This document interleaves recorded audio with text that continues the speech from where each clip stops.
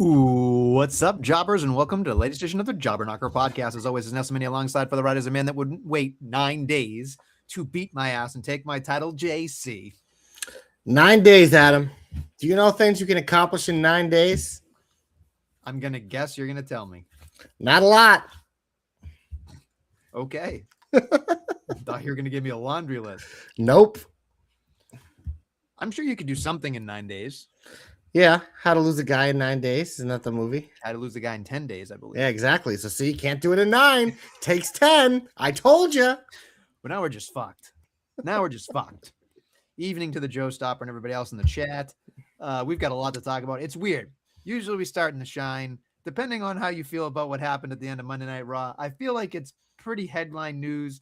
We should probably just discuss it right off of the rip, regardless. But I'll defer to the boy. You ready, Adam? Hold on. Jaylen Brown can get pimped out. Okay. Yeah, that was more than a 9-day process, though. So can't do that in 9 days either. 10 years. 10 years! That's a holiday. But Nestlemania, here's what we're going to do. We're going to start this show like we've never started it before. Get him off my TV. Get him off my TV. Get him off my TV.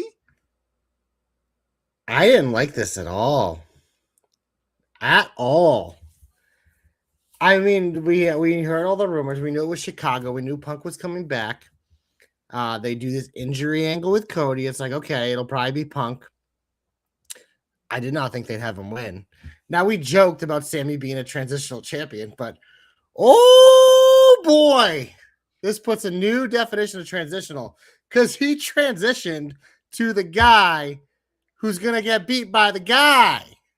So what does that make him? That makes him like the transitional champion twice removed on the WWE side. I don't know, Nestlemania. I didn't love this. Time will tell if this works out better for Sammy's character, but it's just one of those things. Like, they did it. They pulled the trigger. They did the shock and awe, which we loved.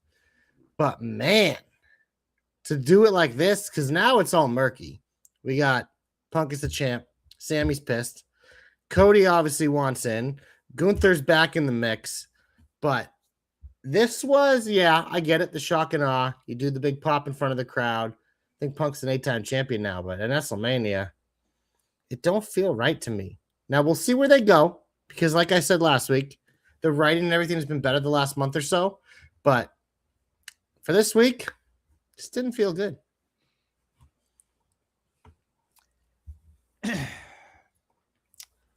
I am slightly surprised how you feel about this based on who you are. Because what do you see? I'm the JC of personality. I thought I was going to come on this program all hot and bothered, and you were going to have to calm me down. So the fact that you came out of the gate and put the heat up front shows me how serious you are about this. I'll say this much. When the 3 count happened, I'm sitting in my bed. Everybody in my house is asleep. And all I did was, my mouth was open for at least, now the gummy might have hit at that point too, so it was exaggeratory, I'm sure. But it felt like 5 minutes. I'm sure it was like 10 seconds. But man, I could not believe they did him like this. Like, and here's my other thought. You could go one of two ways with this, right? Does it make Sammy a more sympathetic babyface? He's not a babyface, so that's the problem. That's the point of contention I would have. Or does it continue to just make his character that much better? Does this is because the one last, what do we say? He's the last real good guy, right? So does this push him over the edge to get him to being the last real whatever, like, or just the first bad guy or whatever he's going to call himself now for this? Maybe he just leans harder on the good guy stuff. But it fucking blew my mind because so many things went through my mind. Okay.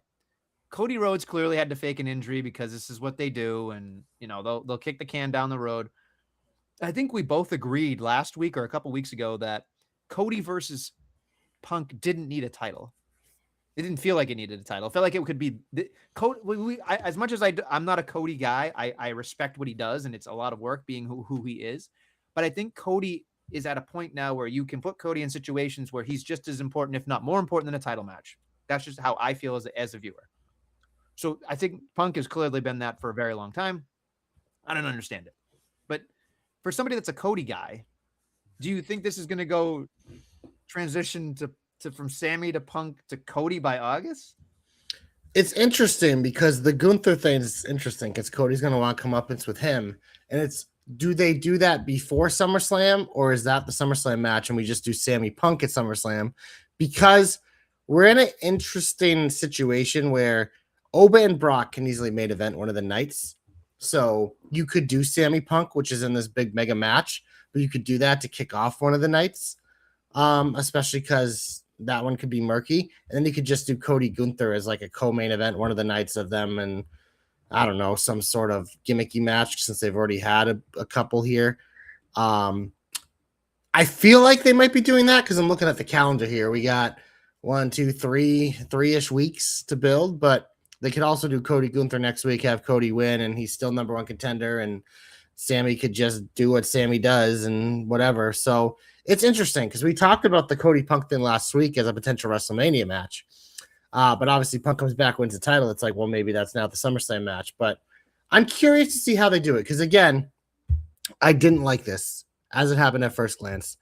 You mentioned it, and I mentioned it as well. There is a chance where this works out even more for the Sammy character, but it felt like we hit the peak with him winning the title. So now it's one of those things, is it just going to just keep going and keep going?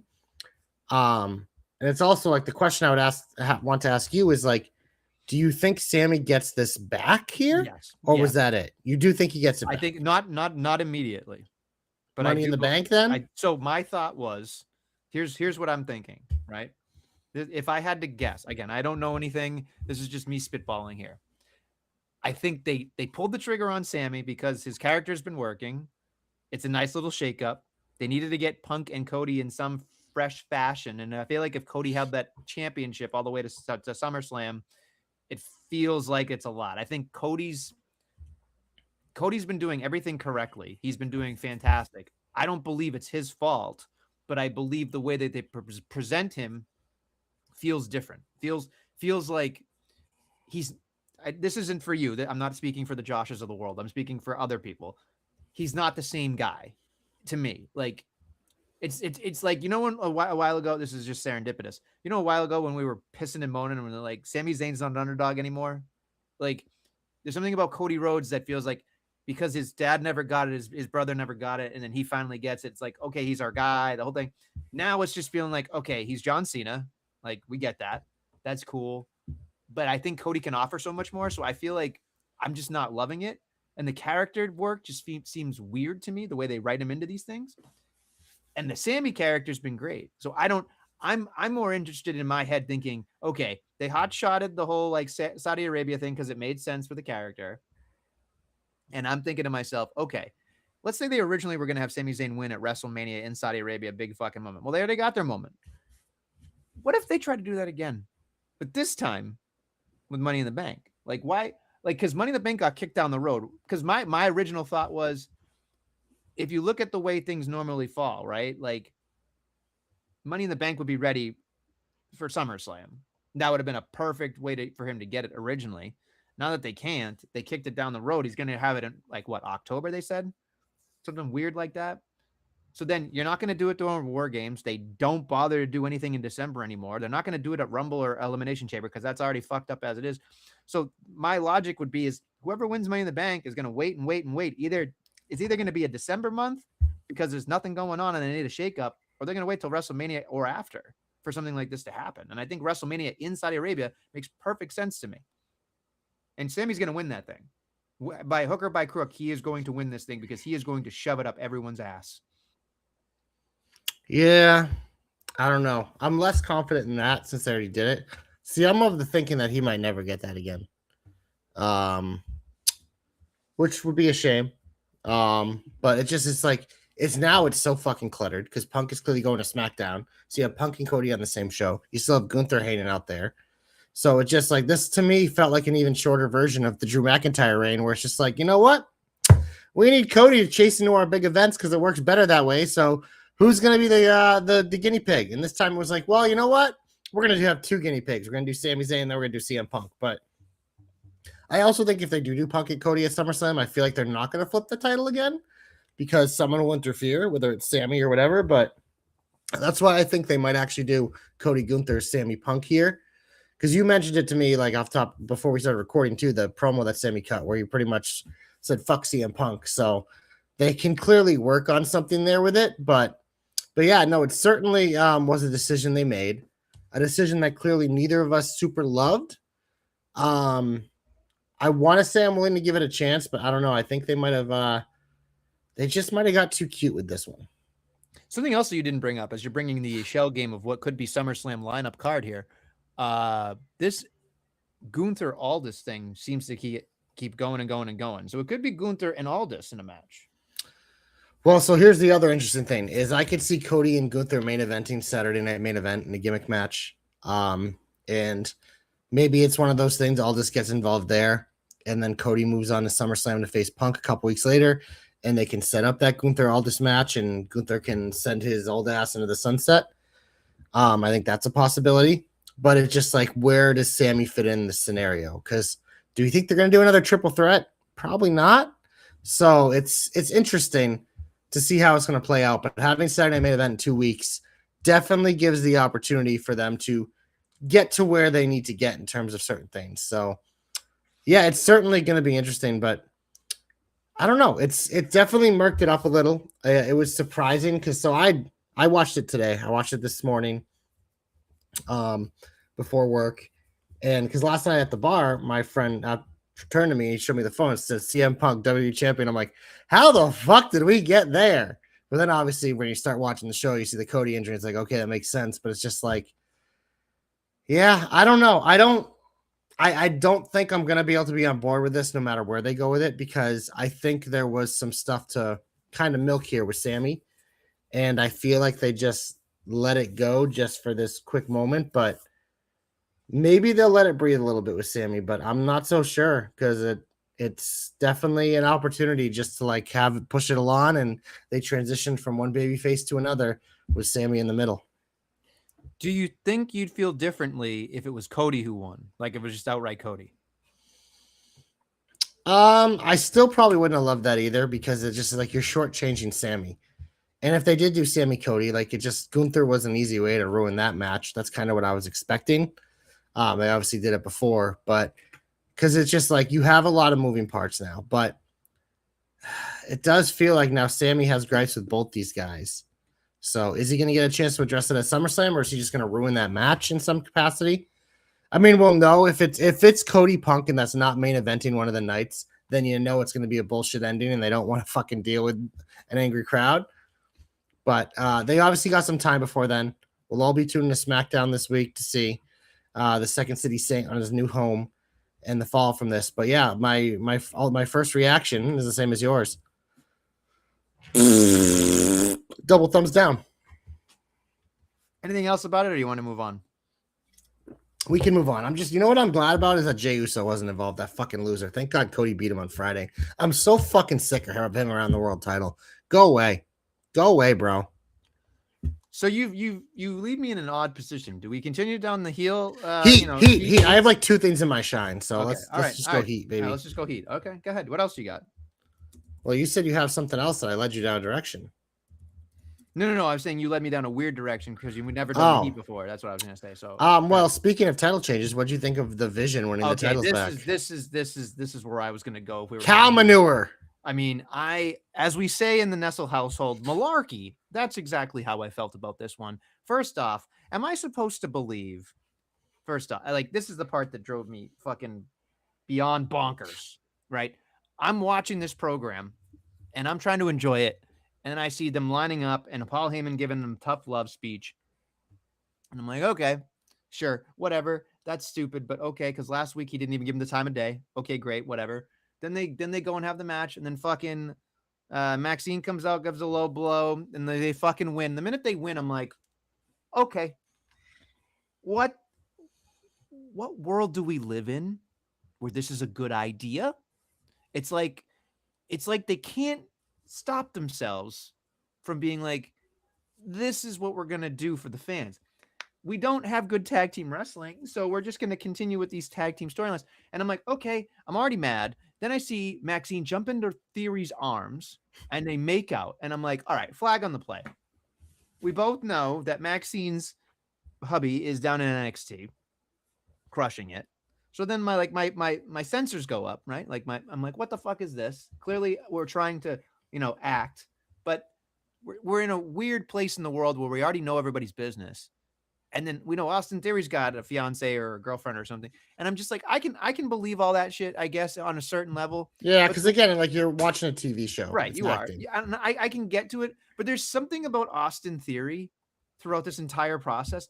I'm watching him and I'm like, I don't believe any of this. Like it has nothing to do, like the kiss was like more the cherry on the sundae in terms of this whole thing, but it was like this felt like a couple of weeks of Raw where they were trying to like make Austin Theory feel more than he is and like give us the fake sales pitch every single time, and I just felt like, okay, I'm not buying it. I'm not buying it.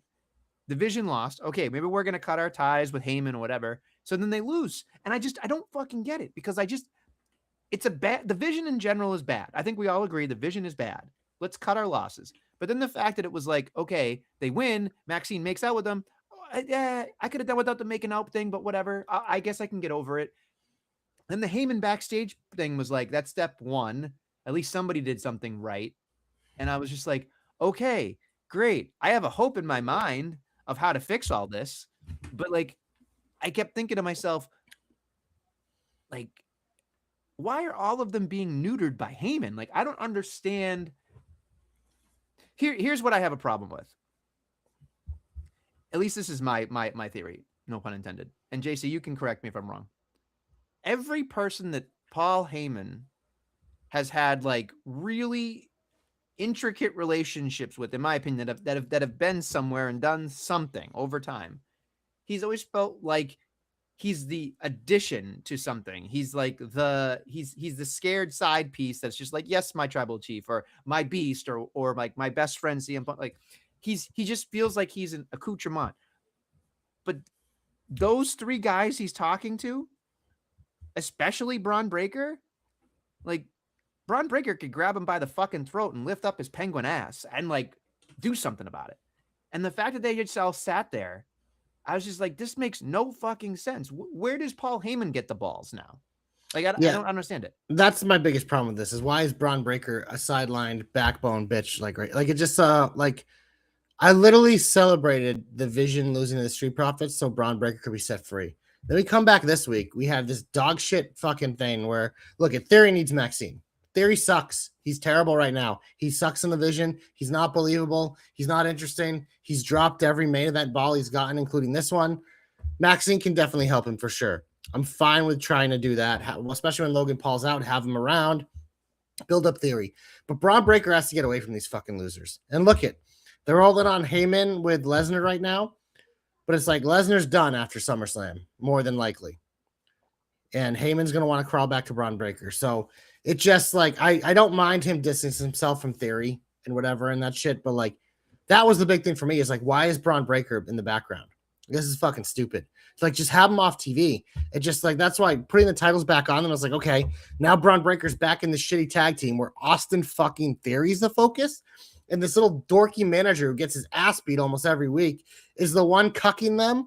Like, come on, dude. This is dog shit. This is literal fucking dog shit. And I'm sure these teams are going to fight for the 30,000th time at SummerSlam with some fucking bullshit. But it's just like, man, this is bad. This is one of the worst things going right now for a million fucking reasons. But to cuck Braun Breaker like this, shame on you. Absolute shame. I didn't understand. Like, I know they were trying to have like Logan Paul be like tough love, but I was just like, I get that from a certain perspective. But like you said, Braun Breaker could fucking eat this guy for breakfast. What the fuck are we doing? I mean, I'll even give you, I think Logan Paul would knock his ass out. Well, yeah. Know? So it's like Austin Theory would fucking beat up Paul Heyman. Maxine would beat up Paul Heyman. Right. And I just don't understand. It's like, I understand it's like you want him to be something, but I don't understand it. It's just like, I know we're supposed to continue to keep watching and enjoy it, No, this is dog shit. The This vision is needs to die. this thing needs to go away. And especially since, like, the only thing that I could think about, and this isn't a selling point to keep them together, is like, are they gonna, like, Bronson Reed's got to be close. That'd be my thought. Yeah, but what's that going to change? No, I understand. That's what I'm saying. This faction is complete dog shit. It needs to die. Yeah. Okay. It's time to cut your losses, take it out back, put it out of its misery. Dog shit. Bonus hope. Kill a vision.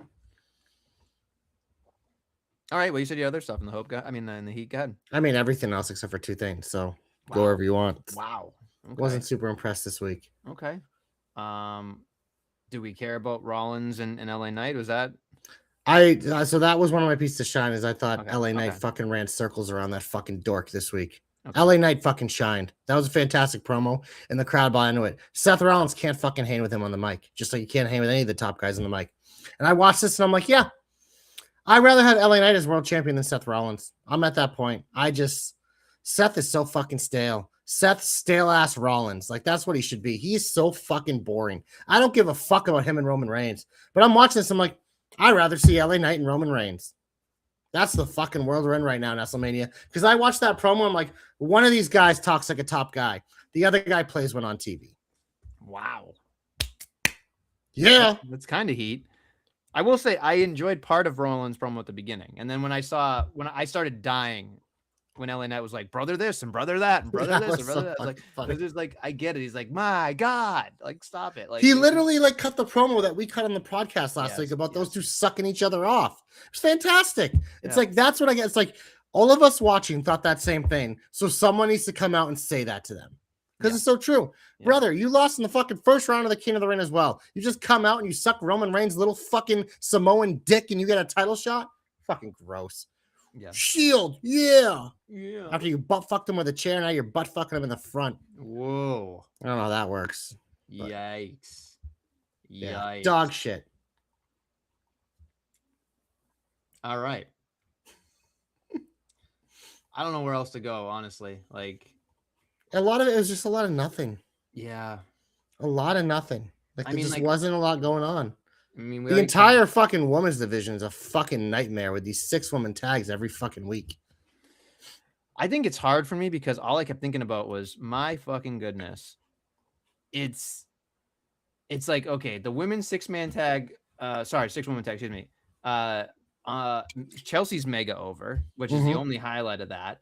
But of course, Jade has to win because Jade must pose, and we're going to get Charlotte and Jade. And I think, here's the thing. I think it's a marquee match, but I don't believe it's going to deliver. You get that. You got someone who screams of Charlotte sandbagging. I was just about to say it's the sandbagger versus someone who just can't think outside the box. Like, it's going to be fucked up. I don't know. Anyway, it is what it is. And then of course we have Blake attacking bitches in the back, which again, like, whatever, fine. It's something. I like Blake attacking Julia, and then Kiana's like, yeah, and then Blake just attacked her too. Well, just like, it's like, so the one thing I'm fine with that. Here's the thing. The one, and I understand, like, in a perfect world, I understand it, but the way it was shot made me go, okay, so they're having a conversation, and then Julia gets jumped, and then Kiana comes back in knowing full well the person already attacked her, to go back in and say something and then gets attacked just makes her look fucking stupid. It's petty. It's just petty. No, but it was just stupid. It's like, why wouldn't you look around your surroundings for once? Because you gotta play the dumb bimbo on TV. Well, she's definitely a bimbo, that's for sure. Hey, now. I will say this much. I fucking hated little Yachty doing the size shit again. Like, I knew you weren't gonna fucking like this. Listen, I know everybody makes a joke about how many things I shame.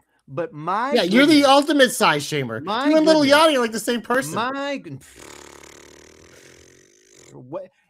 I will sit here and let you list all the ways we are the same. Go ahead. Annoying voice, size shamers, twerpish, want to stuff you in a locker. He definitely has a lot more musical ability than you. You don't know that. You're both probably little. What is that Lil. mean? I don't know. Yachty. Yeah, you're a Yaki. You're little Yaki over here. Little Yaki. Okay. Now you're losing. Little Yappy. But all I kept thinking about was the fucking. Then they added a fucking bitch slap to it. And then he fucking flies over the top rope. It's like, okay, so now we're telling me flying over the top rope is the equivalent to a bitch slap. Like, no, a bitch slap is embarrassing. A fucking flip is like, I'm cool, but like, I was like, what are we watching here? Like, I don't get it. And then we get like Laney versus Brie. Just as JC would say to me, ew. It Yeah. is what it is. Why does Brie Bella exist? And I don't know. I don't know exactly anything that's coming in. Thank you, Beth, the Joe Stopper's wife, saying this podcast rocks. Appreciate it. Probably because she's sitting next to her husband on the couch. But no, but there's so many things. I'm just like, women's wrestling was so cool and so much fun to watch. And I just like as a girl dad, you're like sitting there being like, I want to show these like empowered women like beating each other up and like being tough and whatever and being in good storylines. I don't ever want my daughter to watch this until I feel like these women feel like they're in a position to look like they are equal to the men. The writing is terrible. I feel like it's last minute and last second every time. I just don't understand how we went from the women's evolution and revolution stuff to like Rhea Ripley and Bianca Belair, and maybe that's because those two aren't there, but it's That just like, helps. You know who but, else is in there? I can tell you why. The best one left. She's about to main event Wembley. Just saying. Tell me when I'm telling lies. Something happened. Someone left and it got worse. Just saying. okay. Just saying. I think Part of the reason why she left too is the writing was dog shit. Like that was a major reason why they left because it was terrible. Also, like, I'm just throwing these things out here because it's hot and bothering. The Vikings and Truth and Priest in a hot dog fucking contest with for Axiom. I'm just like, okay, like it's supposed to be funny. I get it. That happened. But I was just like, okay, like it's 4th of July. Listen, I love a good Nathan's hot dog eating contest as well. Did I want Joey Chestnut to eat 66 hot dogs and not get 6, 7? No, but that makes me want to throw up watching that. Did you like, know? Where does it go, dude? Do you know what? When he trains at home, he dunks a fucking head of lettuce and just eats it with water. It's fucking disgusting. Yeah, but that's how he expands his stomach, the fucking asshole. Anyway, the Tongans beat up Finn Balor. Yeah, that was okay. That's whatever. Like we're just like what Danhausen again with the shocking and the switching, which again totally fine. But it's just like I love that they've been like building this him versus JD McDonough for like 3 weeks for Saturday main event. Yeah. Well, it made him think like, okay, he's clearly bringing the Knicks. It's like a Sunday Night Heat match, and they're building it up like it's the centerpiece of the show. What a reference! What a reference! Imagine if that main event, it won't obviously, but it could kick off the show. Actually, I bet I have a feeling Cody Gunther's going to be on that card. Well, anyway, it is what it is. We just move on to Jimmy attacking Jay. That I will say this much: Jimmy having a conversation, LA Knight trying to come out, and then fucking Fatu coming right at him. I was like, that was a nice piece of something. But then I'm just like, but then again, it's the Uso factor of like, it's the Uso fatigue. Like, I think that's what it is. It's just the overexposure of anything bloodline specifically related to Jimmy and Jay Uso. Dude, let's think about Raw. You have Usos, dog shit. Seth Rollins, dog shit. The Vision, dog shit. Some people are sick of the Judgment Day. Like, that's a lot. The only piece of shine is the one I haven't mentioned that's on Raw.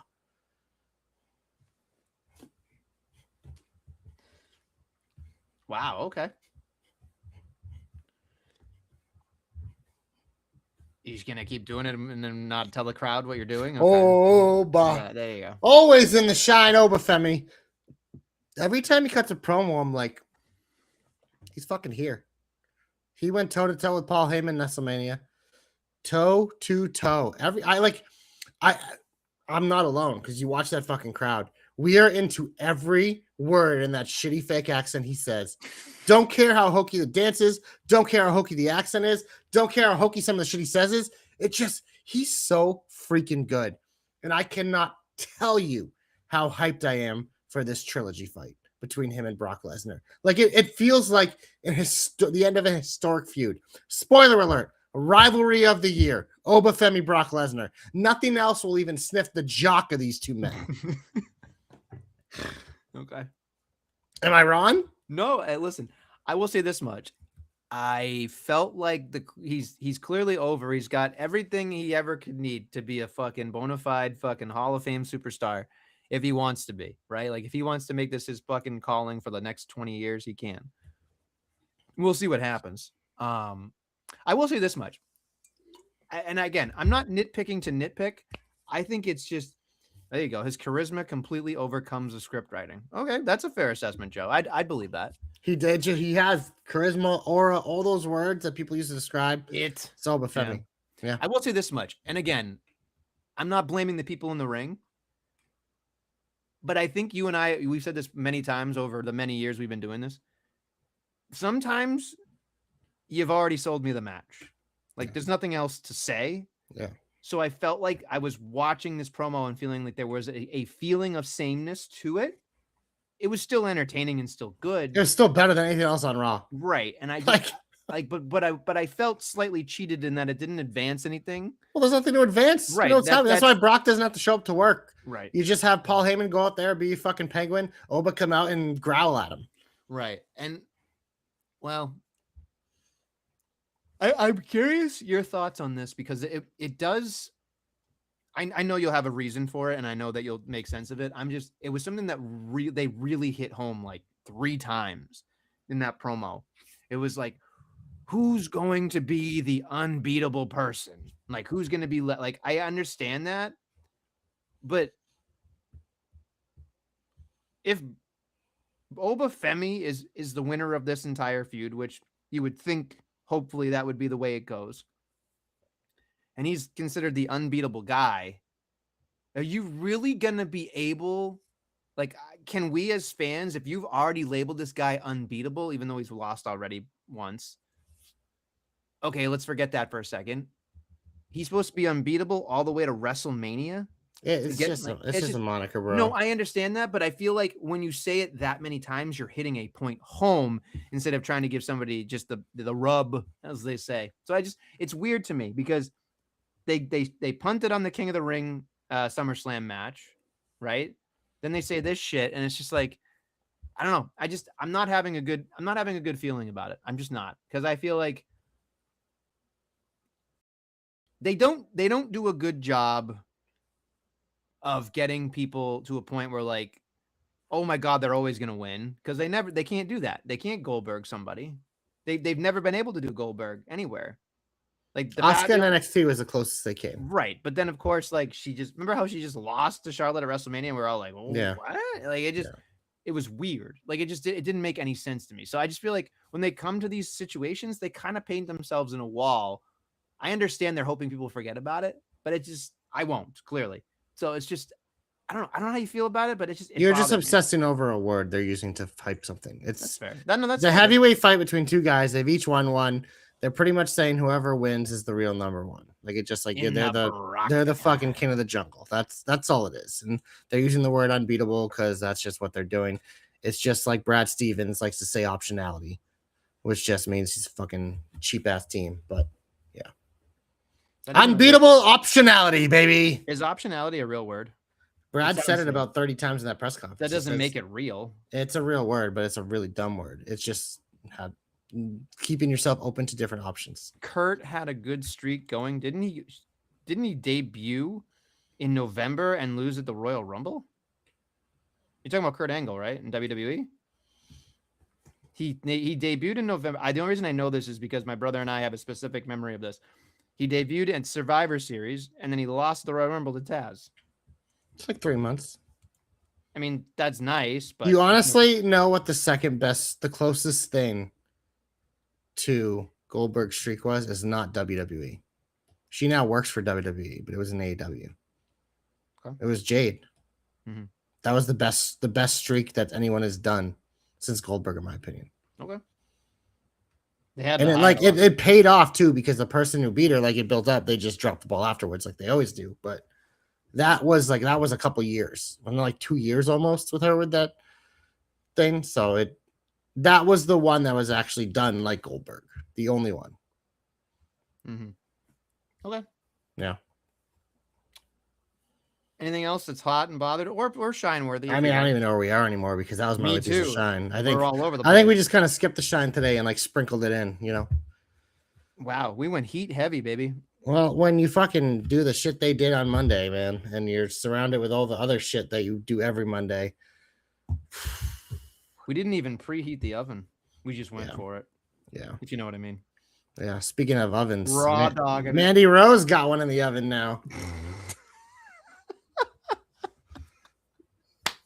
She's gonna be a terrible mother. She's gonna be a fucking terrible. I wouldn't say mother. that.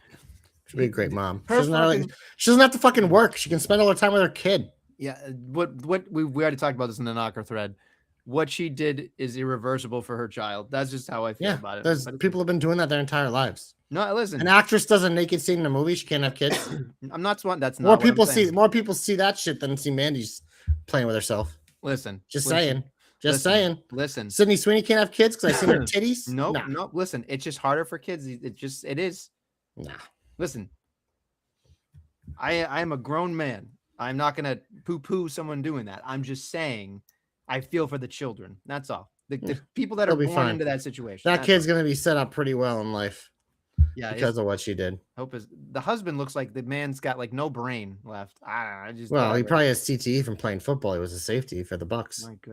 My goodness. Homeschool. Thanks, Joe. That'll help. That'll really make somebody really socially well-rounded. Homeschool. Get the fuck out of here. Sorry, I'm gonna go on a soapbox. Homeschool. What the fuck? Listen, you show me someone that's homeschooled, and I'll show you someone that can't fit in. Simple as that. Simple as that. I don't give a fuck. I don't. There's not one homeschool person I've ever come across going, wow. How many homeschool people have you come across if they're schooled at home? At least five that I can count on one hand right now. I'm telling you. And I'm just like, listen, you can tell by the time you interact with them, you're like, holy shit. They have no fucking idea what's going on in the world.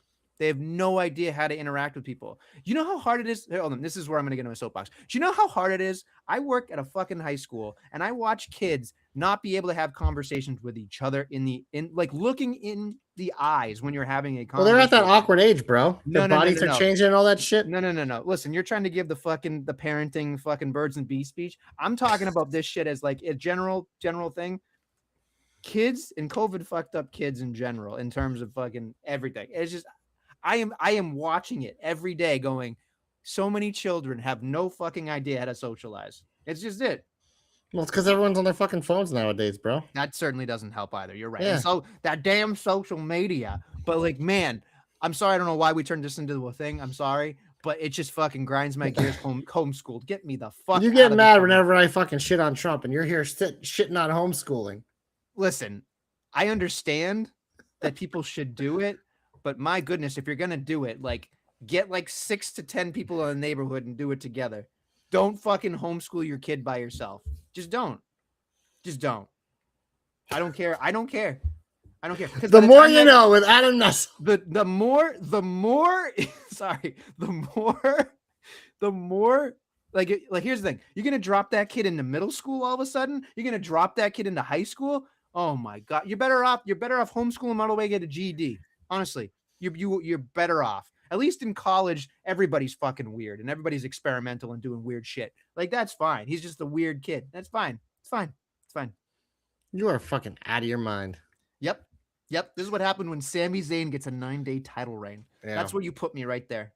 How to make Nessa lose his mind in 9 days. Seriously, let's make that a fucking poster and put me on Kate Hudson's body. Please there you go, Joe Gilmore. Is it Kate Hudson? I think it's Kate Hudson. And all right.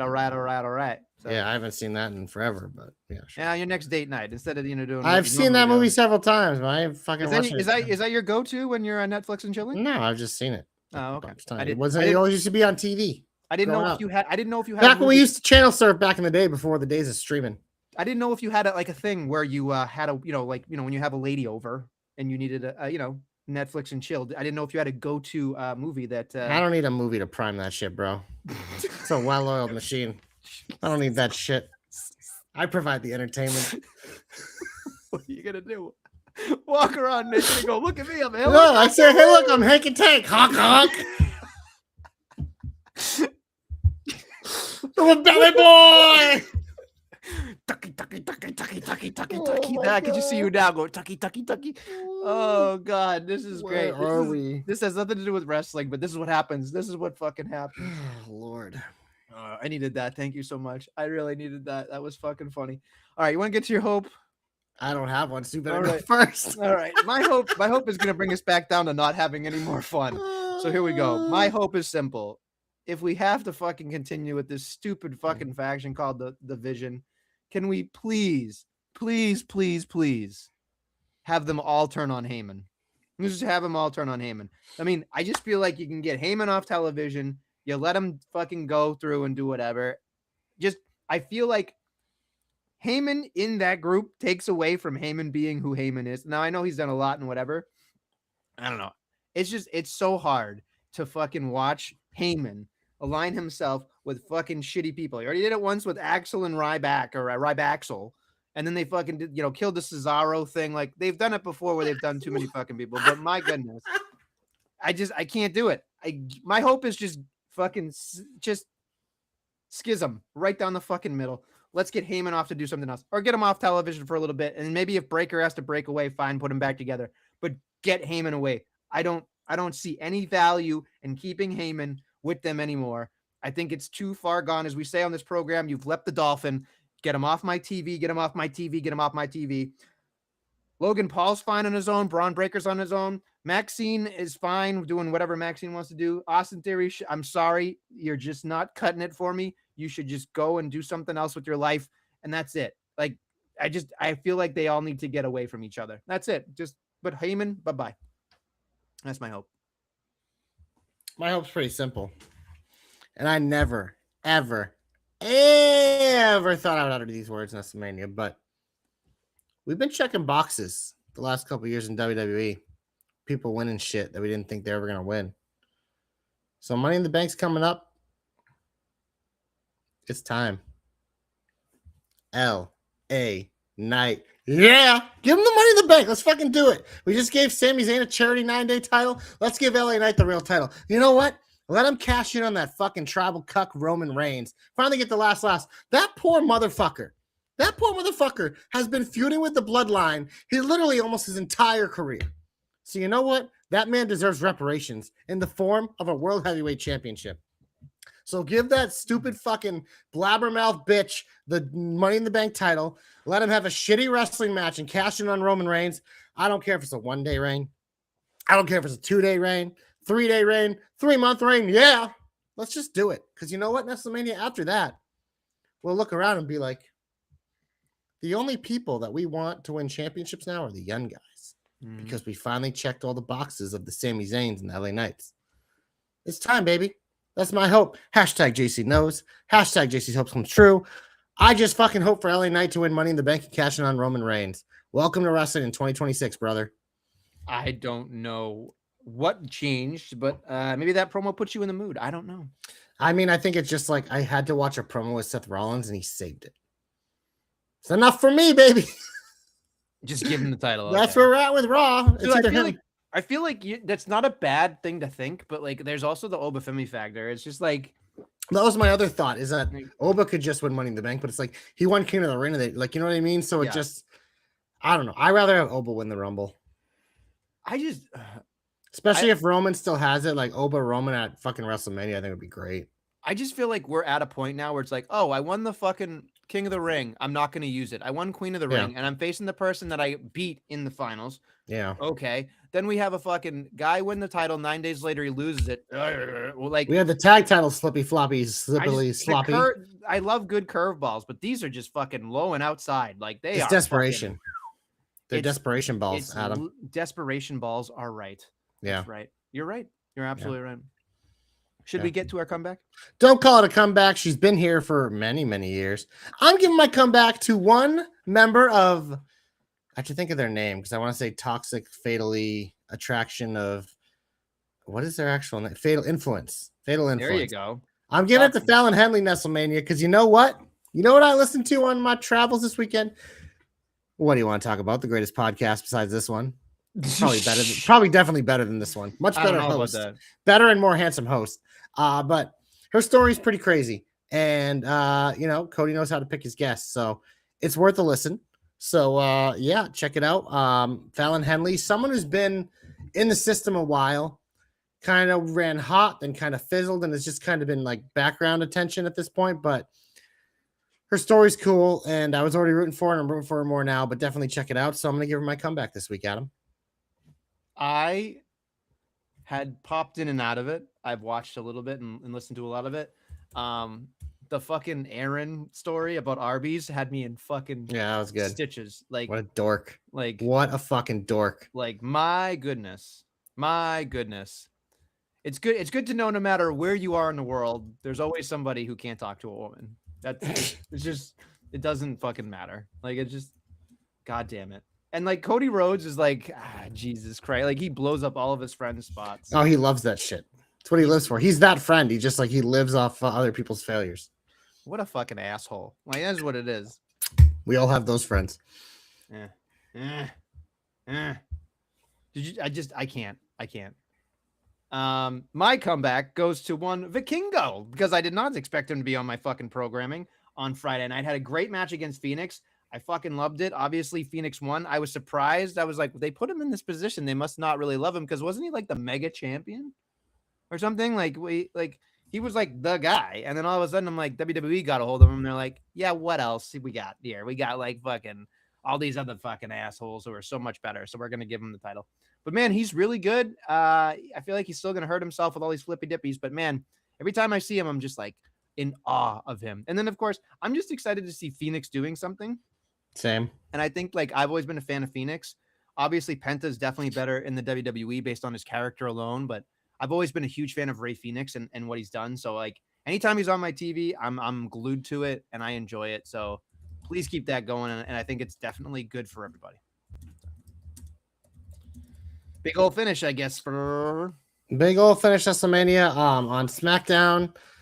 I think there's some matches. We're gonna hear from CM Punk. I didn't write shit down this week, but I think stuff is happening.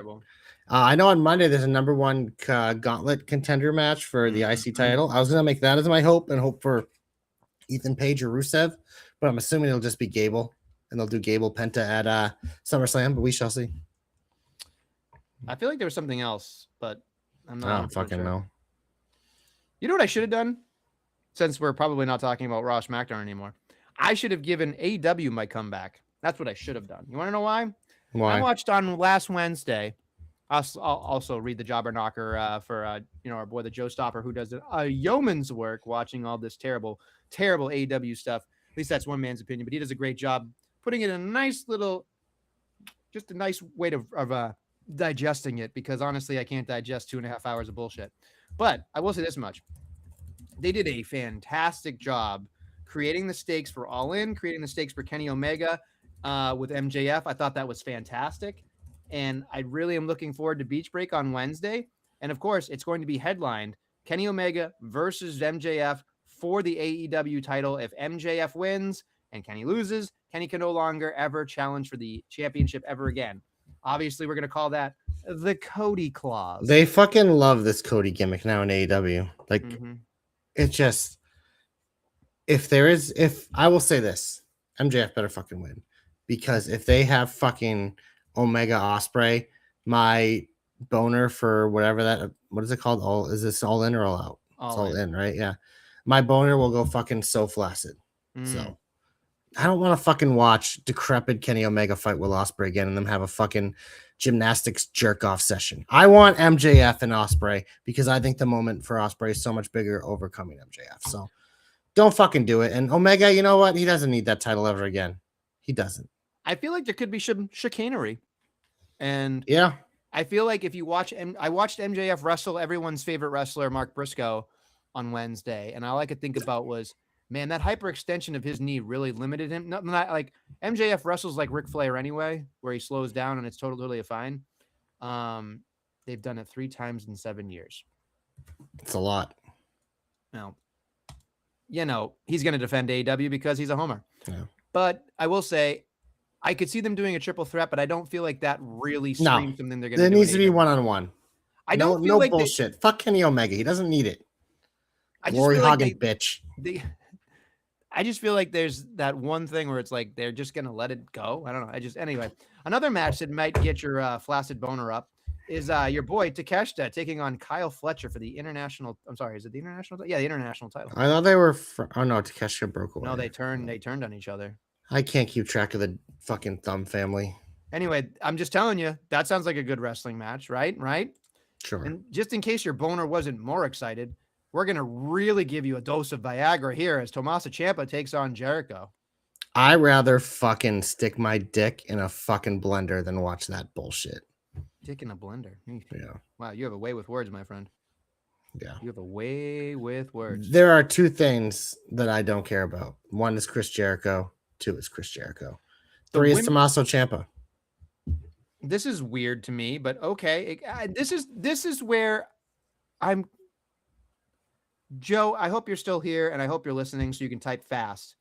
I see Wednesday on Beach Break, we've got the Women's Casino Gauntlet match for a world title shot at Redemption. Right? Stay with me. Number 1 spot, Athena. Number 2 spot, Maya World. So we're doing the Casino Gauntlet, but we're not doing it at all or nothing or a double or nothing or all in or all out. It's just randomly at Beach Break. I don't. And when do they get this world title shot? At Redemption, which is with their next pay-per-view. The one after? Before. For All In. Before All In, yes. Yeah. Pay-per-view before then. Isn't it in August? Yeah. And they have another one in between? Yeah. My brain fucking hurts, dude. This is what I'm talking about. Oh, I meant to give Hikaru Shida my comeback this week. Oh, well. Especially because I predicted it last week. Hashtag JC knows in the podcast. Yeah, whatever. Who cares? I assume that MJF and Kenny Omega are going to be 45 minutes in this fucking thing. They're all going to be jerking each other off. Well, guess what? Just like MJF, Mark Briscoe, I will fast forward the whole thing in 4X. Also, the women's AEW television title or whatever it was, TBS title, I was just like, okay, Shida won, cool, but like the rest of them, do you want to talk about a tier system there? There's like Monet, Tickler. I mean, I'll put Monet in 1A under her, Tony Storm, Tickler, and then everybody else. Like, they're all vying for the TBS title, and there's like 3 women that are fucking notoriously like main eventers. That's it. And I like Willow's and Stats of the world, but the way that they are presented doesn't make no sense. Yeah, they fucked up Stat. I mean, Willow's just Willow's Willow. No matter what they try to do, she's fine. But Stat, they've really fucked with her, man. She could have gone to the WWE and she could have been a fucking awesome. Yeah, yeah. So anyway, I don't know if I'm going to be tuning in for the whole thing on Wednesday, but there it is. Also, just to let you know, it says it's July 26th. The Sunday, July 26th is Redemption. I was told that it was supposed to be Edge's last match. I don't think that's going to be the case anymore, but because it is in Canada, or at least Montreal. So, oh well. What a fucking thing. What a fucking weird thing. I try, man. There's not enough stars. Sorry. That's not a problem. That's not their problem. They just don't. They have a lot of talent over there. Tony's a fucking idiot. Bottom line. All right. I think we want to get the fuck out of here. I think we do too. All right. On that note, thank you for listening and watching the Jobber Knocker podcast. We'll be back. Yeah, we'll be back next week with some more Jobber Knockery. It's clubbing time.